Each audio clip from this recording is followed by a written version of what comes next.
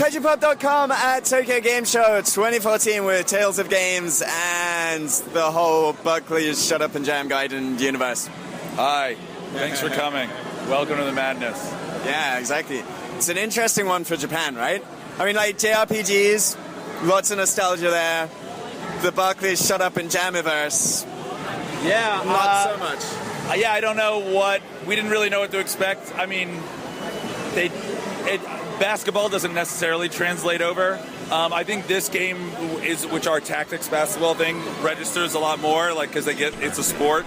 The first game we don't even really understand, so let alone anybody else from another country. So that's okay, but the mechanics are holding up, so they're doing well. The jokes don't really translate though, but that's okay.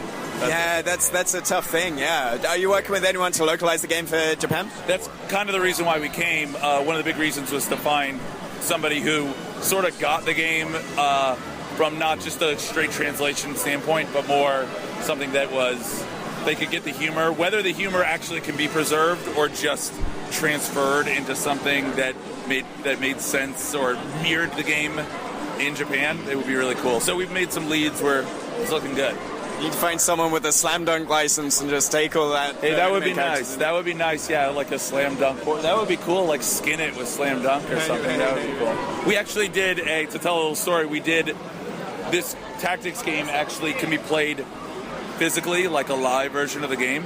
And we did it at Otakon in Baltimore, if you're familiar with that convention. It's just like a huge cosplay event. And we actually had slam dunk cosplayers playing this game live, moving around turn-based style. It was really, really cool. We have some video of it up on stuff. You can see it. So. That's amazing. I love your little display thing here. I don't know if we can get a shot. There we go. It's really like Gaijin translated. You know, like it's games no monogatari. Yeah, right. I don't know Japanese, but we know enough to sort of like Google translate it effectively. Sure. That kind of get close. Yeah, it's close. It's close. We also added hiragana into some of the guys speak in like really poor, like old PlayStation, everything's hiragana, no kanji at all. Oh, like right. Long, gigantic walls of text. So we have that in the game now too. Yeah, that's awesome. It's like you get now. It's the thing to sort of deliberately put like sort of faux bad translations in English games. Put that back in Japanese is like it's an interesting thing. Yeah, that's the idea. There's actually in the game itself that the American English release, there's a huge chunk or a significant chunk of the game that's written in Japanese, and it's not supposed to be understood. It's just Japanese characters, and we let the players sort of figure out what it is. If you know Japanese, you get a boost. If you don't know Japanese, you're really just answering yes or no anyway. So, I don't know why we just sort of went with it. You know, it was a Kickstarter stretch goal was to translate a Japanese portion. So, and yeah, I mean, like the booth's getting pretty good traffic. I mean, like surprisingly in general, like lots of people at the indie booth this year. Yeah. So what's the feedback been like so far? Really good, really good. This is the first day with consumer. So the two press days before were a lot less people, but just as much interest as now. It was rewarding to see guys in the industry like look at the game and people register with it, but it's been way busier today. There's been people everywhere watching. I didn't know we had so many English-speaking fans in Tokyo and in Japan, but we do. Like they've come up and said hi, so it's been really, really rewarding and just wild and interesting. So I enjoyed it. You're the only people we've seen this year that's keeping a bug list as they're going along. Yeah. Normally we go. I say we're about this every convention, and I just have my trusty Sharpie and I write everything down. It'll fill up by the end.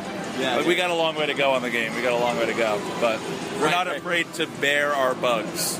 We're not afraid to let them be. You gotta own it. Yeah, you gotta own the bug. Right. So yeah, a long way to go. When are you thinking of getting this out to people? When it's ready. Okay.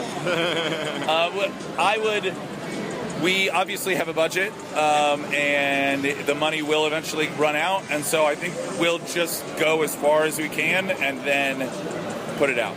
So right now we're working for pretty cheap and just writing and dumping content in. There's a huge amount of content, and when the wells dry up is when everybody will get to play it. Yeah.